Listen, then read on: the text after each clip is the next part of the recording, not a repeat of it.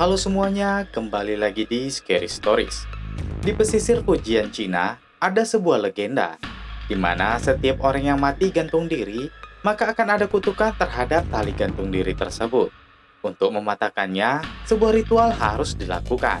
Namun, di balik ritual itu, yang perlu kita ketahui adalah penyebab orang tersebut bunuh diri. Dan kali ini, cerita menyakitkan itu akan kita ungkap sebelum ritual itu dilakukan. Bagaimana ceritanya? Langsung kita bahas di alur cerita Drop Curse 2018 selengkapnya.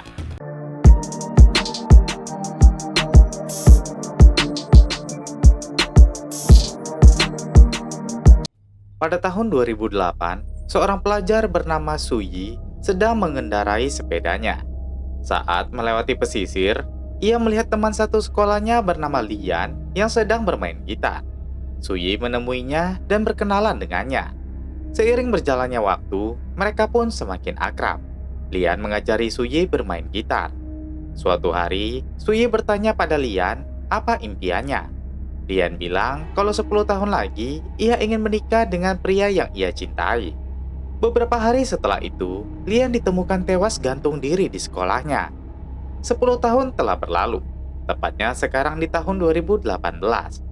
Ada seorang pengantin wanita yang akan menikah bernama Chen Xiaoli. Dia sedang berjalan sendirian sambil menangis.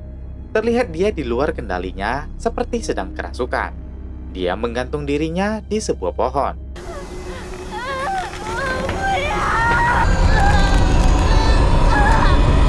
Di wilayah pesisir Fujian, Cina, ada sebuah legenda tentang seseorang yang mati gantung diri, maka akan ada kutukan di tali tersebut.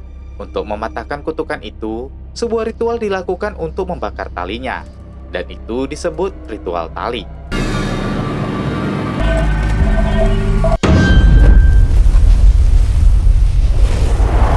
Sekarang kita berpindah ke dua orang pria yang berprofesi sebagai YouTuber. Mereka adalah Jiawei dan Agwei. Mereka sedang menuju ke wilayah pesisir Fujian untuk mendokumentasikan ritual tali yang dilakukan pamannya pada tali gantung diri Xiaoli. Di tempat yang berbeda, paman Agwei yang bernama Master Fasi akan melakukan ritual tali. Master Fasi merupakan guru spiritual. Saat itu terjadi hujan lebat. Anggota Fasi sedang menempelkan jimat di pohon tempat Xiaoli gantung diri. Di sisi lain, Jiawei dan Agwei lupa membawa lampu serta baterai kamera. Jiawei mengirim pesan pada kekasihnya bernama Suyi yang berada di Taipei dan memintanya membawakan lampu dan baterai cadangan. Suyi adalah teman Lian yang bunuh diri di tahun 2008 yang di awal cerita, guys. Suyi yang saat itu berada di kantornya pun segera pulang untuk membawakan lampu dan baterai pada Jiawei. Saat sedang menuju ke lokasi ritual, Jiawei dan Agwei melihat banyak jimat yang ditempelkan di sepanjang jalan. Sesampainya di lokasi ritual, ritualnya sedang berlangsung. Mereka pun bergegas merekam prosesi ritualnya. Agwei menjelaskan kalau dalam ritual, batang pohon tempat orang gantung diri itu akan ditebang. Setelah itu, batang pohon tersebut akan dimasukkan ke kantong linen bersama tali gantungnya, lalu kantung akan ditempel mantra. Kemudian kantung itu akan dibawa ke laut dengan menggunakan gerobak. Sambil berjalan menuju ke laut, akan dilemparkan jimat di sepanjang jalan serta akan dinyalakan petasan. Saat sedang menuju laut, gerobaknya tidak sengaja terbentur sehingga menyebabkan kantung terjatuh dan terbuka. Kemudian beberapa orang datang dan menyegel kembali kantung tersebut. Setelah itu, perjalanan kembali dilanjutkan. Tidak ada yang sadar kalau tali gantung dirinya tertinggal. Sesampainya di pesisir, ritual berikutnya dilakukan. Suyi juga telah sampai di sana dan segera menemui Jiawei. Suyi pun memberikan lampu dan baterai pada Jiawei. Jiawei pun melanjutkan merekam. Mereka melihat kantung linen itu dibuang ke laut. Di tepi laut, saat Agwei sedang menelpon pembawa acaranya, ada seorang wanita yang menyenggolnya. Wanita itu tampak ketakutan dan segera pergi dari tempat itu. Saat acara ritual akan selesai, Agwei menemui Jiawei dan bilang kalau pembawa acaranya sudah tiba di sini. Jiawei kesal karena pembawa acara tersebut terlambat datang. Ia bilang pada Agwei kalau ia tidak akan membayar pembawa acara itu. Setelah itu, Agwei segera menemui pembawa acara tersebut dengan menggunakan mobil Jiawei. Saat itu, Suyi mendengar ada seseorang yang memanggil namanya. Ia pun teringat masa sekolahnya, di mana ia melihat teman-temannya sedang membuli Lian.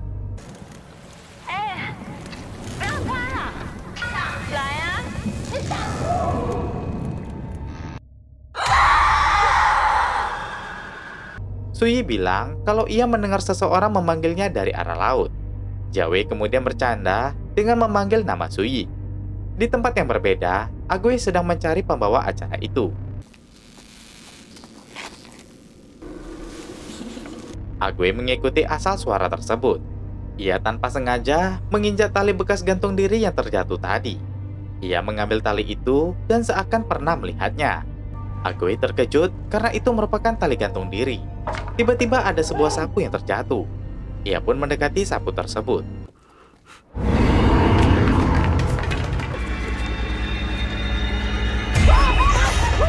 Agwe pun bertemu dengan pembawa acara yang bernama Huyi. Agwe kesal karena Huyi datang terlambat. Huyi bilang kalau ia mengenal tempat ini, hanya saja ia sudah lama tidak ke sini.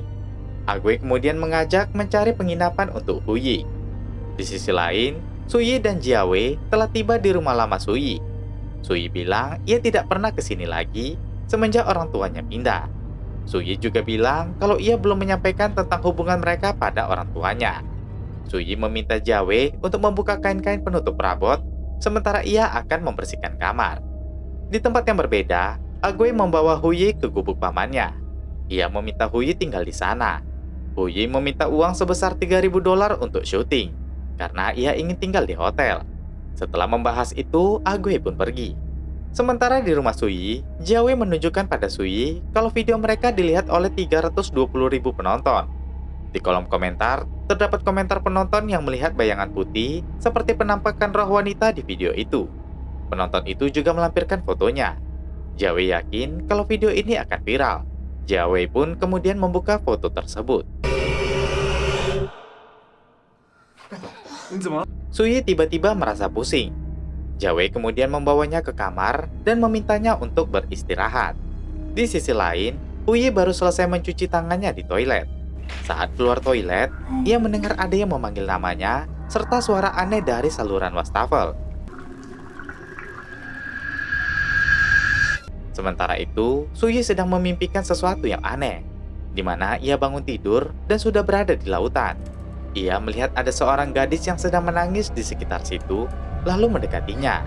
Huyi juga mendengar tangisan yang sama dari dalam wastafel.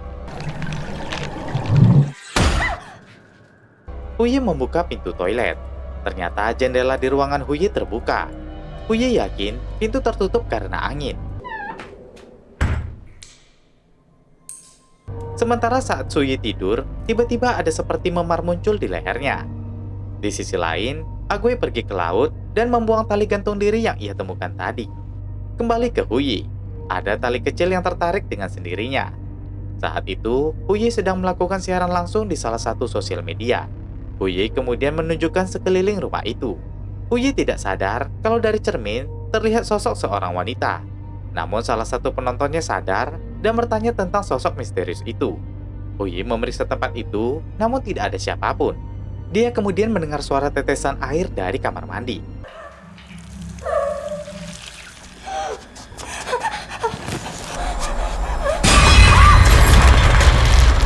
Ponsel yang jatuh tiba-tiba juga rusak.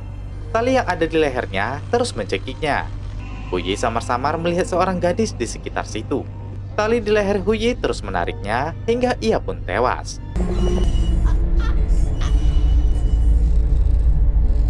Di sisi lain, Suyi masih bermimpi gadis itu. Tak berapa lama, Suyi pun terbangun. Pagi itu, Pasi datang menemui Huyi untuk mengantarkan makanan. Saat masuk ke kamar, ia sangat terkejut melihat Huyi yang telah tewas gantung diri. Pasi pun segera menghubungi Agwe. Beberapa saat kemudian, Jiawei juga tiba di lokasi kejadian. Polisi sudah berkumpul di TKP dan sedang melakukan penyelidikan. Jiawei ingin masuk ke dalam, namun polisi mencegahnya. Agwe kemudian menemui Jiawei. Agwe tidak tahu alasan Huyi bunuh diri. Ia menjelaskan karena mereka kekurangan biaya, ia membawa Huyi tinggal di pondok pamannya. Sekarang mereka hanya menunggu hasil otopsinya saja. Namun pamannya yakin kalau Huyi kerasukan. Di sisi lain, Suyi melihat luka memar yang muncul di lehernya. Kembali ke TKP, Jiawei mencoba menenangkan Agwe dengan bilang jumlah penonton video sebelumnya mencapai 820.000. Diperkirakan dalam minggu ini mencapai 1,5 juta hingga mencapai 15 juta penonton. Jiawei membujuk Agwe untuk mengambil video di tempat Huyi gantung diri malam ini. Di tempat yang berbeda, Suyi pergi ke tepi laut. Di sana, ia teringat saat ia masih sekolah. Saat itu, ia dan temannya Lian ingin merekam video. Terlihat luka di leher yang dimiliki Lian mirip dengan luka memar yang muncul di leher Suyi. Saat itu, Lian ingin merekam dan menyampaikan perasaannya pada seorang pria. Malam itu, saat Suyi sedang tidur, Jiawei mengendap pergi. Ia bersama Agwe ingin pergi ke tempat tewasnya Huyi. Saat dalam perjalanan, Agwe bertanya, bagaimana bila suatu saat mereka gagal dalam membuat konten seperti ini? Mereka tidak mungkin merekam cerita paranormal selamanya. Agwe menyarankan agar Jiawei mencari pekerjaan tetap. Sementara itu, Suyi yang sedang tidur kembali bermimpi lagi. Dalam mimpinya, ia melihat Lian sedang duduk di tepi laut sambil menyandungkan sebuah lagu. Suyi mendekati Lian.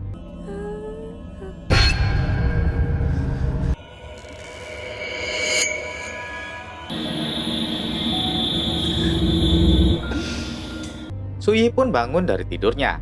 Sepertinya ada rasa bersalah mendalam yang ia rasakan pada Lian. Di sisi lain, Jiawei dan Agwe tiba di gubuk basi. Jiawei masuk sambil merekam. Ia melihat kipas angin tempat Huyi gantung diri. Di kipas itu juga sudah ditempeli jimat. Jiawei menaiki kursi dan mengambil rambut Huyi yang tersangkut di kipas, lalu merekamnya. Tiba-tiba ia mendengar suara benda terjatuh. Jiawei pun meletakkan kembali rambut itu, lalu memeriksa di bawah tempat tidur. Ia melihat ada sebuah foto. Jiawei pun mengambil foto tersebut. Sementara saat Suyi sedang minum di dapur, ia mendengar suara Lian yang menyandungkan lagu. Suara itu berasal dari basement. Di gubuk, Agwe sedang buang air. Tiba-tiba ia merasa ada sesuatu yang menetes di kepalanya.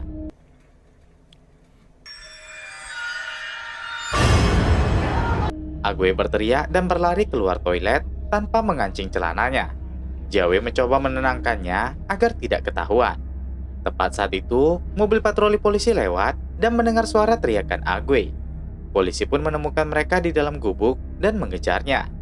Jiawei dan Agwe pun segera berlari masuk ke mobil dan segera pergi. Polisi tidak mengejar mereka lagi karena melihat celana Agwe yang melorot dan mengira mereka berdua sedang mesum. Di basement, Suyi membuka sebuah kotak. Di dalamnya terdapat buku yang berisi lirik lagu yang ia dan Lian tulis. Ia pun kembali mengingat kebersamaannya dengan Lian. Namun ada suatu waktu ketika Suyi meninggalkan Lian saat dibully teman-temannya. Suyi mengambil gitar tersebut dan menyimpannya. Dia pun kembali mengingat saat Lian mengajarkannya cara bermain gitar. Setelah itu Suyi keluar dari basement. Beberapa saat kemudian, Jiawei dan Agwe pun tiba di rumah. Jiawei menunjukkan foto yang ia temukan pada Suyi. Suyi mengenali orang di dalam foto tersebut. Suyi pun menceritakan masa lalu mereka. Di dalam foto ada 3 orang gadis. Ternyata, Huyi si pembawa acara adalah teman sekolah Suyi dulu. Gadis lainnya dalam foto adalah Chen Xiaoli, pengantin wanita yang sebelumnya gantung diri, serta seorang lagi bernama Shen Qianhe. Ketiga gadis dalam foto tersebut dulunya suka membuli Lian di sekolah, dan hanya Suyi sajalah yang menjadi sahabat Lian. Suatu hari, Suyi menemui Lian di tepi laut. Suyi membawa sebuah buku. Ia telah menulis sebagian liriknya dan meminta Lian menyelesaikannya. Namun saat itu, Lian terlihat sedih. Lian kemudian menunjukkan surat dari pria yang ia cintai. Di surat tertulis kalau Lian orang yang baik. Namun sang pria tertarik dengan gadis lain. Lian sangat sedih.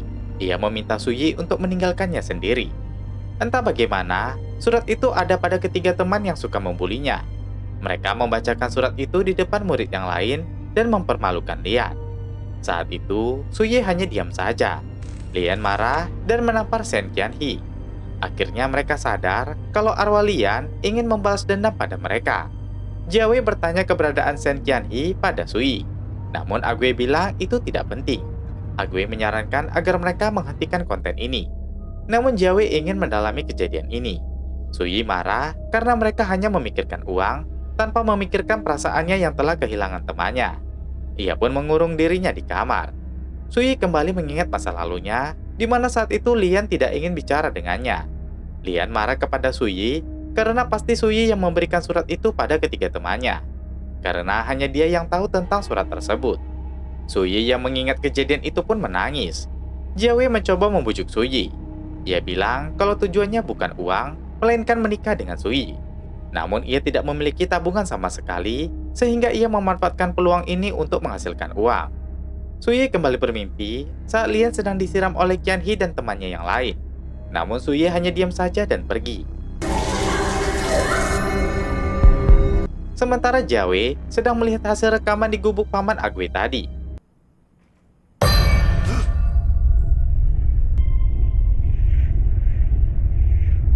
Jiawei kemudian mendengar suara rintihan Suyi. Dia segera ke kamar dan melihat Suyi merintih sambil tidur. Agwe pun datang karena mendengar rintihan Suyi. Mereka panik melihat Suyi yang merintih serta memar di lehernya yang terlihat semakin parah. Kemudian mereka membawa Suyi ke rumah Master Fasi. Di sana, Fasi melakukan ritual untuk orang yang kerasukan. 是他右边的脸，还有脖子这里。知道了。 Fasi pun berhasil mengusir kekuatan jahat serta menyembuhkan lehernya yang memar. Jiawei pun mengucapkan terima kasih karena berhasil menyembuhkan Suyi. Namun Fasi bilang, kutukan Suyi susah untuk dipatahkan, dan kutukan tersebut sudah lama mengikutinya. Fasi menyarankan agar mereka mencari sumber kutukan itu, serta apa yang diinginkan roh jahat tersebut. Jika kutukan ini tidak dipatahkan, kutukan ini akan mengikuti Suyi terus. Setelah mengetahui semua itu, Jiawei janji akan berusaha menyelamatkan Suyi. Keesokan harinya, Jiawei pun mulai mencari tahu tentang Qianhi. Mulai dari sekolahnya, hingga mendatangi rumah yang pernah keluarganya tinggali. Tetangganya bilang kalau Qianhi sudah pindah karena ibunya terkena stroke, sehingga mereka pindah ke apartemen yang lebih kecil. Sementara Agwe sedang berada di tepi laut dan mencari tali gantung diri yang ia buang sebelumnya. Suyi juga sedang berada di tepi laut dan membakar semua kenangan tentang Lian. Saat akan pergi dari sana, ada seorang wanita yang melihat Suyi dengan wajah ketakutan. Setelah Suyi pergi, wanita tersebut melihat apa yang barusan Suyi bakar. Wanita itu sangat ketakutan ketika melihat foto Lian. Ia pun segera berlari meninggalkan tempat itu. Kita kembali ke masa saat Lian masih SMA. Saat itu, Lian ingin pergi ke acara pesta. Ia berjumpa dengan Huyi dan kedua temannya. Mereka kembali membuli Lian. Lian tidak terima dan mendorong Qianhi hingga terjatuh. Kemudian Huyi dan Xiaoli menangkapnya lalu menjatuhkannya. Qianhi yang kesal pun menghajar Lian serta melukai wajahnya. Setelah itu mereka pun meninggalkannya. Kembali ke sekarang, wanita tadi menemui Master Fasi. Fasi kemudian memberikan jimat pada wanita itu. Saat wanita itu keluar, ia bertemu dengan Agwe. Agwe merasa tidak asing dengan wajah wanita itu. Agwe sadar kalau wanita itu adalah Qianhi. Wanita itu juga yang Agwe temui sebelumnya saat melakukan ritual tali pada tali gantung diri Xiaoli. Agwe pun kemudian mengikuti Qianhi. Setelah mengetahui lokasi rumah Qianhi, Agwe pun segera mengirim pesan pada Jiawei. Sementara di rumah Qianhi, terdapat banyak jimat yang ia tempel di tembok rumahnya. Qianhi tinggal bersama ibunya yang terkena stroke. Saat sedang menyuap ibunya tidak mau membuka mulutnya. Ia marah dan bilang, kenapa ibu tidak mati saja? Sementara itu, Jiawei baru tiba di rumahnya. Ia melihat Suyi sedang berkemas dan ingin kembali pulang ke Taipei. Jiawei bilang kalau ia sudah mengetahui rumah Qianhi. Ia menyarankan agar mereka menemui Qianhi, karena mungkin Qianhi akan menjadi korban berikutnya, atau mungkin juga Suyi yang akan menjadi korbannya. Malam itu, Qianhi sedang menjahit di rumahnya. Ada seseorang yang mengawasinya. Ia terkejut mendengar ada yang memanggil namanya. Tiba-tiba alarm di kamar ibunya berbunyi. Qianhi yang ketakutan pun perlahan pergi ke kamar ibunya. Sementara Suyi dan Jiawei telah tiba di depan rumah Qianhi. Beberapa saat kemudian, Agwe pun tiba di sana juga. Di dalam rumah, tiba-tiba ibunya memuntahkan cairan ke wajah Qianhi. Qianhi mencoba melarikan diri, namun ibunya berhasil menangkapnya. Agwe mendobrak pintu rumah dan mereka pun segera masuk.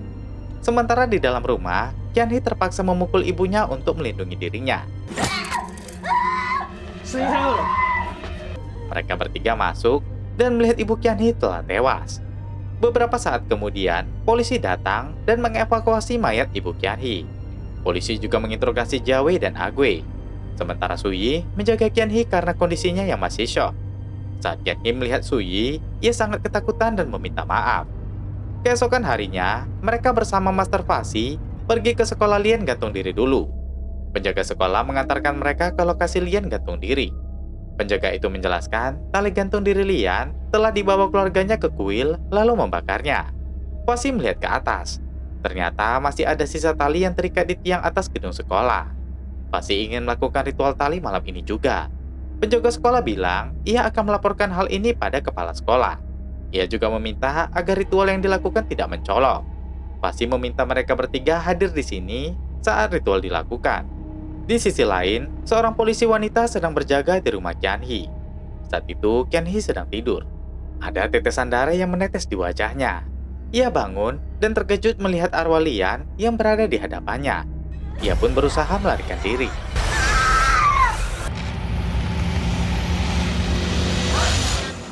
Di sisi lain, Jiawei baru saja tiba di rumahnya. Ia melihat Suyi sedang memainkan gitar sambil bernyanyi. Suyi bilang dulu Lian yang mengajarinya bermain gitar, serta menuliskan lagu yang barusan ia nyanyikan. Jiawei tanya kenapa ia tidak pernah membicarakan tentang Lian. Suyi bilang kalau ia takut. Saat itu tiba-tiba listrik padam. Jiawei pergi ke basement untuk lihat skrin utamanya, sementara Suhei tetap di atas.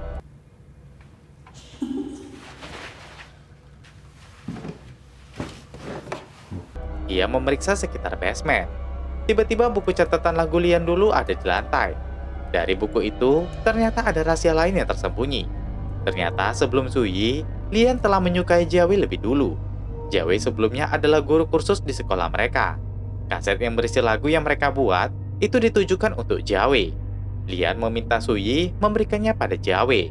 Namun Suyi malah menyukai Jiawei. Ia pun tidak jadi memberikan kaset itu. Namun Suyi bilang pada Lian kalau ia telah meletakkan kaset itu diam-diam di mejanya. Surat untuk Lian yang tertulis kalau Jiawei menyukai wanita lain ditulis oleh Suyi, bukan Jiawei. Suyi juga yang memberikan surat itu pada 3 teman yang suka membuli Lian. Di saat acara pesta, Lian dipukuli dan wajahnya dilukai oleh Qian He dan temannya. Saat itu ia tidak pulang. Ia tetap pergi ke pesta. Yang membuatnya sangat kecewa adalah ia melihat Suyi bersama dengan Jiawei. Hingga akhirnya Lian memutuskan untuk gantung diri. Tiba-tiba, Jiawei mendengar suara tangisan Suyi. Ia melihat Suyi sudah ada di basement sambil menangis. Suyi.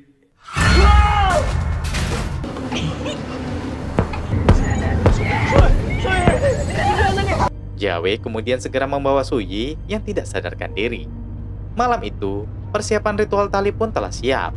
Suyi, Jiawei, serta Agwe sudah ada di sana. Tangan Suyi diikat benang merah, serta mereka semua harus berada di dalam lingkaran yang telah dibuat. Tujuan Master Fasi kali ini bukan untuk membakar talinya, karena itu akan menghentikan roh jahat sementara, namun kutukannya akan semakin kuat, sehingga tidak akan bisa dipatahkan. Jadi Fasi berencana memanggil serta berbicara dengannya untuk menyelesaikan kebencian roh tersebut. Fasi pun mulai melakukan ritualnya.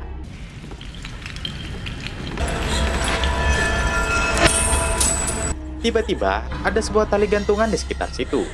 Suyi yang pingsan pun bangun dengan mata tertutup. Suyi sudah kerasukan roh Lian. Fasi meminta agar roh itu memberitahukan semua kebenciannya. Dan Fasi akan berdoa pada Tuhan untuk memberikan keadilan pada Lian.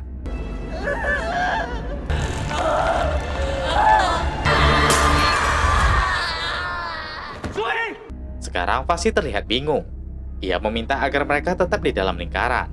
Tiba-tiba, tubuh Suyi tertarik. Jiawei mengejarnya dan keluar dari lingkaran. Sementara Fasi mengambil jimat dan bersiap untuk membakarnya.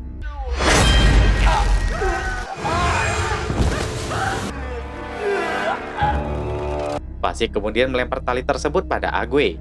Ia meminta Agwe membakar tali itu. Jiawei melihat Suyi ingin menggantung dirinya sendiri. Fasi meminta agar Jiawei segera membakar tali tersebut. Jiawei melihat roh Lian sedang mencekik Suyi. Jiawei memohon pada roh Lian agar melepaskan Suyi. Namun Lian tidak mau melepaskannya. Akhirnya Jiawei memutuskan untuk membakar tali tersebut. Jiawei mencoba membakar tali itu, namun macisnya tidak mau menyala. Sementara Lian tidak tega untuk membunuh Suyi. Tiba-tiba api menyala di tong tersebut. Jiawei pun segera melemparkan tali itu ke dalam api.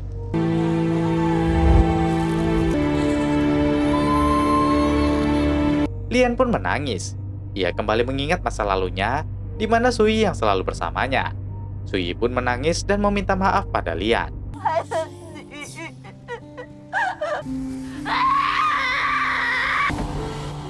Jiawei langsung menyelamatkan Suyi. Setelah itu, ritual tali kembali dilanjutkan dan membuang abu tali itu di laut. Terlihat di sana kalau Agwe masih hidup. Ia hanya mengalami luka di kepalanya saja. Beberapa hari setelah itu, Suyi keluar dari rumah sakit. Ia dan Jiawei sedang dalam perjalanan pulang. Di dalam mobil, Suyi tampak aneh. Ia tersenyum sambil melihat cincin tunangannya. Jiawei meminta Suyi agar beristirahat di mobil karena mereka akan sampai di Taipei 3 jam lagi. Namun Suyi bilang kalau dia telah lama beristirahat dan ia tidak ingin tidur lagi. Sepertinya Suyi telah dirasuki kembali. Apakah Lian yang sepertinya sudah ikhlas kembali merasukinya? Jawabannya akan kita bahas di alur cerita Dorap Curse 2 di video selanjutnya. Jadi tunggu di Scary Stories ya. Oke, terakhir saya Jiwa. Terima kasih sudah menonton dan sampai jumpa di video berikutnya.